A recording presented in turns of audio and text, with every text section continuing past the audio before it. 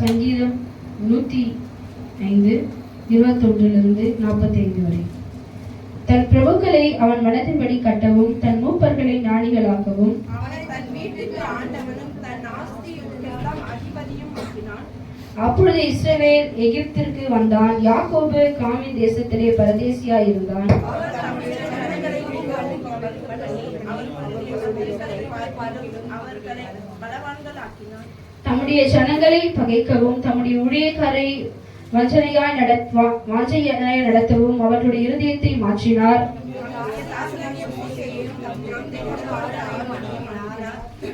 இவர்கள் அவர்களுக்குள் அவருடைய அடையாளங்களையும் காமின் தேசத்தின் அற்புதங்களையும் செய்தார்கள்.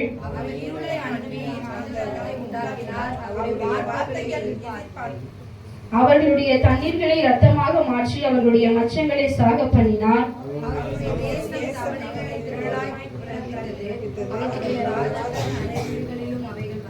அவர் கட்டளையிட அவர்களுடைய எல்லைகள் எல்லாம் வண்டுகளும் பேன்களும் வந்தது.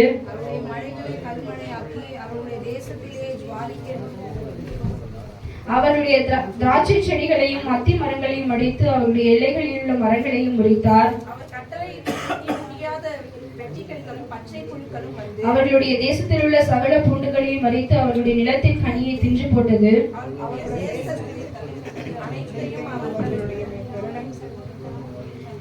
அப்பொழுது அவர்களை வெள்ளியோடும் பொன்னோடும் புறப்பட பண்ணினார். அவர்கள் கோத்திரங்களில் பலவீனப்பட்டவன் ஒருவனும் இருந்ததில்லை.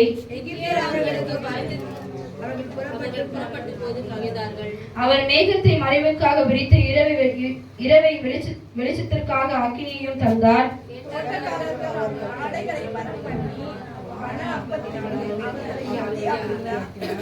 கண்மலையை திறந்தார். தண்ணீர்கள் புறப்பட்டு வறண்ட வெளிகளில் ஆராய் ஓடிச்சு.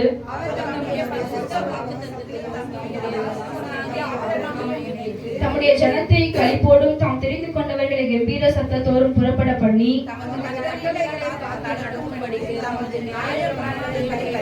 சேர்ந்து வாசிப்போம். அவர்களுக்கு புறஜாதிகளுடைய தேசங்களை கொடுத்தார். அந்நிய ஜனங்களுடைய பிரயாசத்தின் பலனை சுதந்திரித்துக் கொண்டார்கள். அல்லேலூயா.